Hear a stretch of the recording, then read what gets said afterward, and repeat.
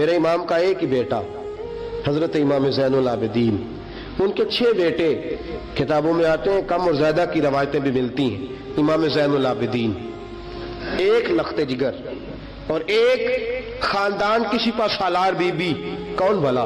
حضرت سیدہ زینب یہ جناب زینب جب پیدا ہوئی تھی نا تو حضرت علی رضی اللہ تعالیٰ عنہ فرماتے ہیں کہ حضور سفر پہ گئے ہوئے تھے، تو مجھے سیدہ فاطمہ نے کہا کہ بچی کا نام رکھو، تو میں نے کہا کہ میں نے پہلے رکھے ہیں۔ کہا حضور تو سفر پہ ہے، فرمایا آئیں گے تو نام رکھیں گے۔ جناب زینب رضی اللہ تعالیٰ اور حضرت امام زین العابدین کی مختلف روایتوں میں مختلف عمر آئی۔ یہ 2 خاندان کے بڑے بچے تھے، خاندان کے یہ 2 بڑے بچے تھے۔ میرے دوستو، یہ جو ایک اہم مسئلہ آپ کے گوش گزار کروں، پہلے یہ ہوتا تھا پہلے کہ خلافت روحانی بھی اور سیاسی بھی ایک ہوتی تھی۔ امام حسن تک ایک رہی، روحانی خلافت بھی اور سیاسی خلافت بھی ایک رہی۔ مسئلہ تھوڑا باریک ہے، تھوڑا سا آپ کو میرے بات غور سے سننی پڑے گی۔ پہلے خلافت ایک ہوتی تھی، روحانی بھی اور سیاسی بھی۔ حضرت ابو بکر صدیق رضی اللہ تعالیٰ عنہ سیاسی کام بھی کرتے تھے مسجد نبی کے منبر پر بیٹھ کر، اور ساتھ ساتھ لوگوں کو روحانیت کی طرف بھی توجہ دلاتے تھے، اللہ بھی سکھاتے تھے، لوگوں کو نماز بھی پڑھاتے تھے، جمعہ بھی پڑھاتے تھے، سارا کچھ ہوتا تھا۔ جناب امام حسن تک یہ کام رہا، حضرت عمر فاروق، حضرت عثمان غنی، جناب علی مرتضیٰ اور امام حسن تک یہ سلسلہ رہا۔ پھر خلافت 2 حصوں میں بٹ گئی، ایک ہو گیا سیاسی خلیفہ جو حکومت چلائے، اور ایک ہو گیا روحانی خلیفہ جو لوگوں کو اللہ بتائے۔ وہ جو خلافت تھی نا روحانی، وہ آج تک آ رہی ہے، صوفیاء کے ذریعے، علماء کے ذریعے، نیک اور پارسا لوگوں کے ذریعے وہ اللہ بتاتے ہیں، وہ اللہ بتاتے ہیں، پھر اپنا خلیفہ بناتے ہیں، پھر وہ اللہ بتاتا ہے۔ یہ وہ ہے خلا۔ حضرت امام زین العابدین رضی اللہ تعالیٰ عنہ کو بادشاہ وقت نے بلایا نا اپنے پاس، تو امام زین العابدین نے فرمایا میں نہیں جاؤں گا، میں جاؤں گا۔ عبد المالک بن مروان نے بلایا اور امام زین العابدین کو کہا کہ آپ کو ضرور آنا پڑے گا۔ آپ نے فرمایا اس کی وجہ؟ اس نے کہا جی وجہ یہ ہے کہ آپ کی طرف لوگوں کا رجوع بہت ہے، لوگوں کی توجہ بہت ہے، دل کھینچے چلے جاتے ہیں۔ امام زین العابدین نے فرمایا سارا زمانہ بھی میری طرف آئے، پھر میں بادشاہ کے دربار میں، بادشاہ بزرگوں کے پاس آئے تو ان کی عزت بڑھتی ہے، اور اگر نیک لوگ بادشاہوں کے دروازوں پہ جائیں تو ان کی عزت گھٹتی ہے۔ فرمایا میں نہیں جاؤں گا۔ اس نے کہا کہ امام مجھے سمجھ کوئی نہیں آتی۔ امام زین العابدین سے کہنے لگے مجھے سمجھ کوئی نہیں آتی کہ بادشاہ میں ہوں لیکن راشا آپ کے پاس ہوتا ہے۔ عجیب تماشا ہے کہ لوگوں کی تلواریں میرے ساتھ رہتی ہیں، دل آپ کے ساتھ دھڑکتے ہیں۔ میں دیکھتا ہوں کہ مدینے کے بعد ایک کٹیا میں آپ رہتے ہیں، کٹیا میں، لیکن میں دیکھتا ہوں کہ سورج بھی چڑھتا ہے تو آپ کو سلامی دے کے چڑھتا ہے، اور چاند بھی نکلتا ہے تو حسین کے بیٹے کے قدم چوم کے نکلتا ہے۔ امام زین العابدین مدینے سے باہر چلے گئے، ڈیرا لگا لیا، عمر بھر اسی جگہ، نام تو علی اوس تھا نا آپ کا، لیکن زین العابدین عبادت کرنے والوں کی زینت۔ میرے امام نے خلیفہ عبد المالک بن مروان سے کہا تو باز آ جا، میں حسین کا بیٹا ہوں، مجھے لوگوں کو اللہ سکھانے دے۔ اب میں تخت خلافت پہ بیٹھ کر نہیں، میں چٹائی پہ بیٹھ کے دین پڑھاؤں گا، اب میں فرش زمین پہ بیٹھ کے لوگوں کو اللہ سکھاؤں گا۔ امام زین العابدین کو خلیفہ عبد المالک بن مروان ہوا پتہ کیا تھا؟ تھوڑی سی تاریخ بتا دوں۔ یزید کے مرنے کے بعد اس کا بیٹا آیا، وہ 40 دن تک رہا، میں نے 10 محرم کو بتایا تھا۔ اس نے کہا میں اپنے باپ کو بھی اس قابل نہیں سمجھتا تھا، چھوڑ کے چلا گیا۔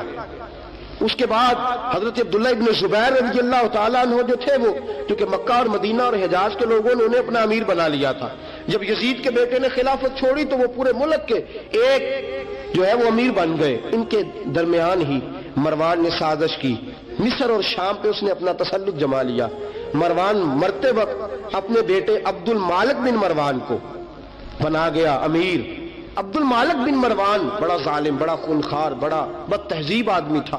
امام زین العابدین سے کہنے لگا کہ آپ کو آنا پڑے گا۔ آپ نے فرمایا میں کوئی نہیں آؤں گا۔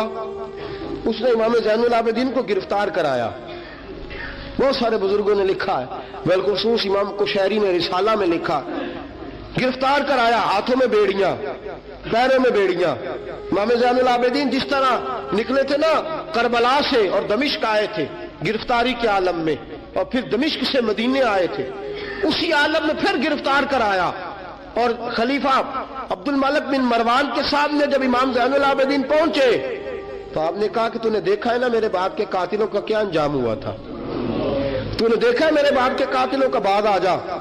उसने कहा कि यजीद के पास ताकत थी, उसने आपको गिरफ्तार करा लिया था, अब मेरे पास ताकत है, मैंने भी गिरफ्तार करा लिया है। इमाम ज़ैनुल आबिदीन से कहने लगा आपके पास ताकत है तो दिखाइए, आपके पास है ताकत तो दिखाइए। इमाम ज़ैनुल आबिदीन रज़ियल्लाहु ताला अन्हु ने फरमाया तुझे कहा चैलेंज न कर, मैं दरवेश हो गया हूं, एक तरफ लग गया हूं, एक कोने में जाकर बैठ गया हूं, मदीने से बाहर जाके मैंने डेरा लगाया, बस मुझे अब छेड़ मत, मुझे अपना काम करने दे, मुझे लोगों को दीन सिखाने दे, अल्लाह अल्लाह बताने दे, तू जान, तेरी हुकूमत जाने, तेरी सल्तनत जाने, मैं तेरे काम में दखल नहीं देता, तू मेरे काम में दखल न दे, मुझे अल्लाह अल्लाह करने दे, अल्लाह अल्लाह कराने दे। कहने लगा मेरे पास ताकत है, मैंने गिरफ्तार कर लिया है।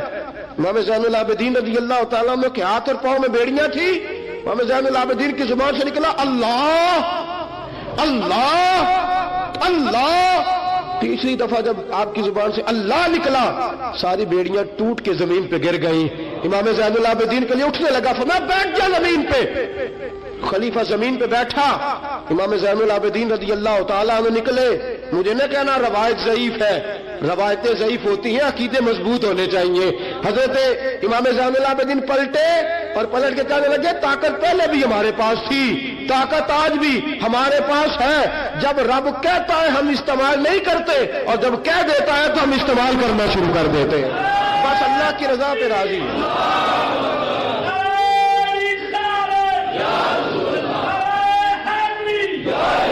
जब अल्लाह कहता है तो इस्तेमाल करते हैं। इमाम ज़ैनुल आबिदीन खलीफातुल मुस्लिमीन अमीरुल मोमिनीन इमाम हसन के भतीजे जनाब अली के पास 3 साल रहे थे, वो तो कट गए सारे, लेकिन मेरे इमाम ज़ैनुल आबिदीन अगरचे हुकूमत नहीं ली लेकिन दिलों पे हुकूमत करते रहे, दिलों पे। यही खलीफा अब्दुल मलिक बिन मरवान, देखो कहते हैं जादू वो जो सिर चढ़ के बोले, और हकीकत छुप नहीं सकती बनावट के उसूलों से, और खुशबू आ नहीं सकती कभी कागज के फूलों से।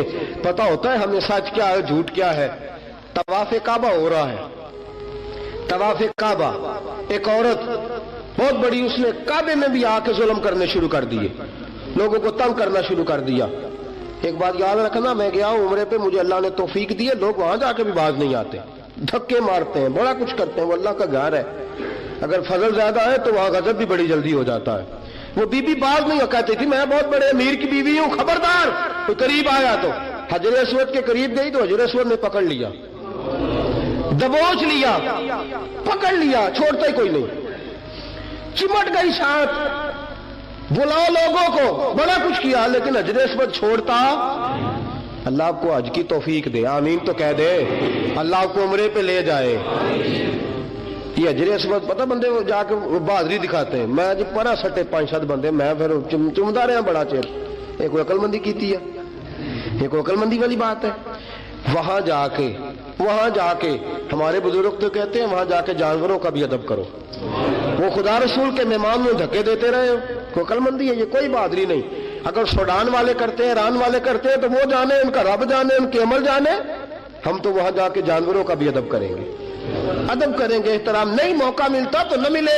मेरे हबीब ने फरमाया दूर से हाथ लहरा के चूम लो, हजर अस्वद कयामत वाले दिन तुम्हारे ईमान की गवाही दे देगा, तुम्हारे ईमानदार होने की गवाही देगा।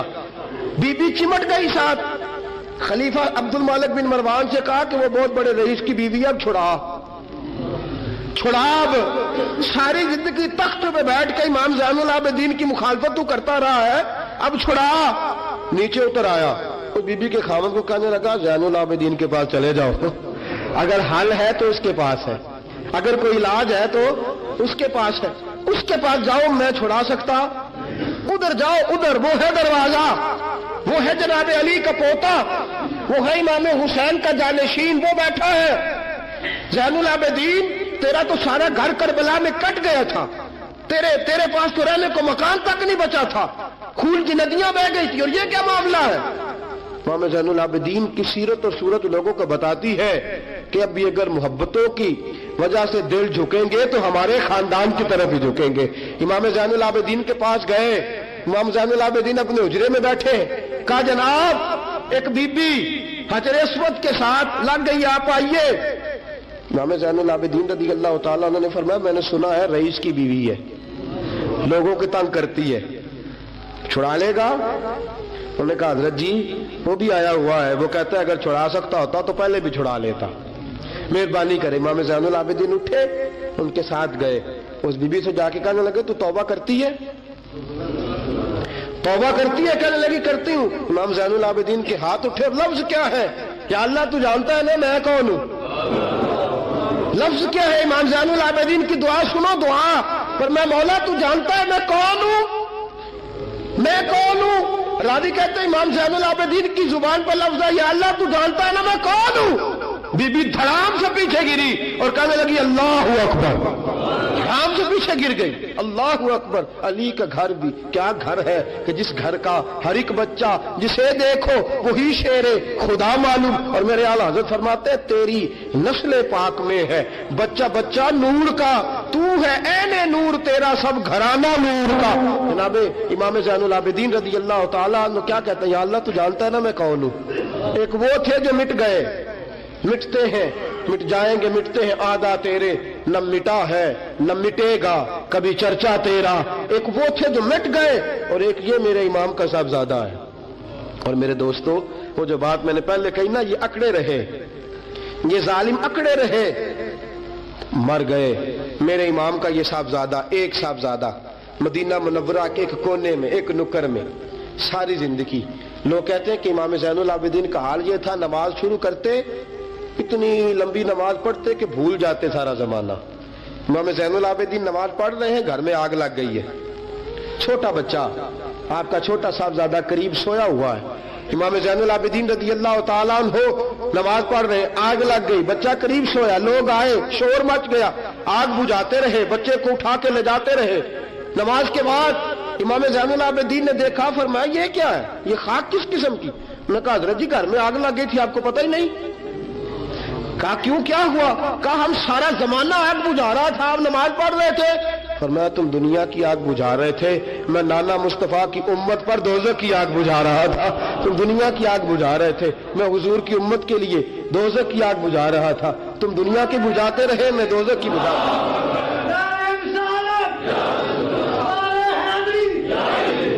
ये इमाम ज़ैनुल आबिदीन है, वो सारे मिट गए। और ये इमाम कैसी आजिज़ी, कैसी इनकिसारी। हजरत इमाम हसन बसरी ये खलीफा है इमाम ज़ैनुल आबिदीन के भी और खलीफा है हजरत इमाम बाकर के भी। इमाम बाकर इमाम ज़ैनुल आबिदीन के बेटे हैं, इमाम जाफर सादिक उनके पोते हैं। हजरत इमाम ज़ैनुल आबिदीन रज़ी अल्लाह तआला अन्हु के बारे में हजरत हसन बसरी फरमाते हैं कि रात का सन्नाटा था, काबे में उस वक्त इतना राश नहीं होता था, मैं करीब ही ठहरा हुआ था। आधी रात का वक्त एक नौजवान के रोने की आवाज आई, या अल्लाह मेरे गुनाह बख्श दे, या अल्लाह मुझे माफ कर दे, या अल्लाह मुझे माफ कर दे। वो चीखता। इमाम हसन बसरी फरमाते हैं कि मैं सोया हुआ था अपने उजरे में, काबे के करीब ठहरा हुआ था। फरमाते हैं कि मेरी उस नौजवान की आहोजारी की वजह से मेरी आंख खुल गई, उसकी तड़प की वजह से मैं उठा। तो फरमाते हैं कि मैंने सोचा बहुत बड़ा कोई गुनाहगार आ गया है। फरमाते हैं कि वो क्या कहता है, जब मैं उठा हूं काबे के करीब गया हूं कि जाकर तसल्ली देता हूं तो उसकी जुबान से जुमला निकला, कहने लगा या अल्लाह मुझे कयामत में जलील न करना, ऐ अल्लाह अगर मेरे अमल अच्छे नहीं तो मुझे कयामत के दिन अंधा करके उठाना, मैं तेरे नेक बंदों के सामने क्या जवाब दूंगा। फरमाते हैं वो नौजवान तड़पता है, रोता है। हजरत हसन बसरी फरमाते हैं कि मेरे पहुंचते पहुंचते वो इतना बुलंद आवाज से तड़पने लगा कि बेहोश होकर जमीन पे गिरा। आप फरमाते मैं करीब गया, उस नौजवान के करीब गया तो बड़ी खूबसूरत खुशबू मुझे आई। फरमाते मेरे दिल में ख्याल था तसल्ली दूंगा कि बेटा ठहर जा, मैं भी दुआ करता हूं, तू भी दुआ कर, अल्लाह बड़ा मेहरबान है, माफ कर देगा। फरमाते हैं जब मैंने उस नौजवान के चेहरे से जुल्फे हटाई, गर्द साफ की तो मेरे पांव तले से जमीन निकल गई। ये तो इमाम हुसैन का बेटा ज़ैनुल आबिदीन है, ये तो इमाम हुसैन के लख्त जिगर अलगुल मुर्तजा के जिगर पारे जनाब सैयदा फातिमा के नूर नजर है, ये तो हजरत शहर बानो शहजादी के बेटे हैं। इतनी आहोजारी, इतनी तड़प, اتنی بے چینی، اتنا اللہ سے تعلق. حضرت حسن بصری فرماتے کہ قدموں پہ گرا، پاؤں چومے. امام زین العابدین کی آنکھ کھلی تو کہا حسن بصری نہ کر تو بزرگ ہے. امام زین العابدین اٹھ کے بیٹھ گئے. حضرت حسن بصری رحمت اللہ تعالی علیہ فرماتے ہیں میری آنکھ نکل گئی، آنسو میرے بہہ گئے. میں نے کہا زین العابدین کہاں سے دل لے کے آئے ہو تم لوگ، اور کہاں سے سنوارا ہے خدا نے تمہارے خاندان کو. سارا کچھ دے بھی دیتے ہو اللہ کی راہ میں، سارا کچھ لٹا بھی دیتے ہو، سارا کچھ قربان بھی کر دیتے ہو، اپنے لیے رکھتا بھی کچھ نہیں، اور پھر بھی معافیاں ہی مانگتے پھرتے ہو، پھر بھی معافیاں ہی مانگتے پھرتے ہو، پھر بھی روتے پھرتے ہو، پھر بھی بارگاہ خدا بندی کے اندر آہوزاریاں کرتے رہتے ہو. حضرت حسن بصری رحمت اللہ تعالی علیہ فرماتے کہ وہ زمانہ میں نے امام زین العابدین کا دیکھا. میرے دوستو وہ تو مٹ گئے، اکڑے رہے نا، مٹ گئے. کربلا کے بعد وہ مٹ گئے، میرے امام کو مٹانے والے. لیکن امام زین العابدین میرے امام کا ایک صاحبزادہ بچہ تھا، لیکن انہوں نے روحانی خلافت کا آغاز کر دیا.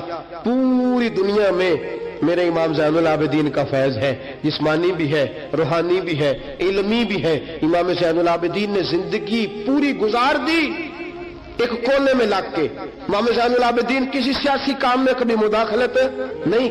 حضرت امام جعفر صادق کا زمانہ آیا تو پھر بادشاہ نے بلایا امام جعفر صادق کو. اور یہ امام جعفر صادق وہ بزرگ ہے کہ حضرت امام اعظم ابو حنیفہ رحمۃ اللہ علیہ امام جعفر صادق کے مرید ہے، ان کے مرید ہے، ان کے خلیفہ ہیں. حضرت امام جعفر صادق کو بلایا، اور جب سیدنا امام جعفر صادق رحمۃ اللہ علیہ رضی اللہ عنہ پہنچے تو آپ نے شاندار لباس پہنا اور اعلیٰ قسم کا جبہ پہنا، اعلیٰ قسم کی پگڑی باندھی، ہاتھ کے اندر عصا پکڑا. اور حضرت امام جعفر صادق رضی اللہ تعالیٰ عنہ کچے مکان سے نکلے، لیکن ذرا باوقار ہو کے نکلے. دربار بادشاہ، دربار خلافت میں پہنچے، اپنی کھنڈی کو، اپنی چھڑی کو ہلایا. میں کیوں بلایا مجھے؟ وہ بادشاہ جس نے کہا تھا بلاؤ ذرا پتہ کرتا ہوں کیوں میلہ لگا رکھا ہے. پھر بھی بادشاہ ڈرتے رہتے ہیں، پھر بھی ڈرتے ہیں کہ اگر ان روحانی لوگوں نے اشارہ کیا تو ساری دنیا ان کے پیچھے نکل پڑے گی. بلاؤ کیوں میلہ لگائے رکھا ہے. جب بادشاہ کے سامنے پہنچے تو بادشاہ سے کہا کیا بات ہے، کیوں بلایا تھا مجھے؟ کہنے لگا حضور غلطی ہو گئی. آج کے بعد امام جعفر صادق باہر نکلے تو بادشاہ کے واری کہنے لگے تو بڑی باتیں کرتا تھا، ڈنگے مارتا تھا، بڑھ کے مارتا تھا، بلاؤ امام کو پوچھ لیتا ہوں کیا ہوا.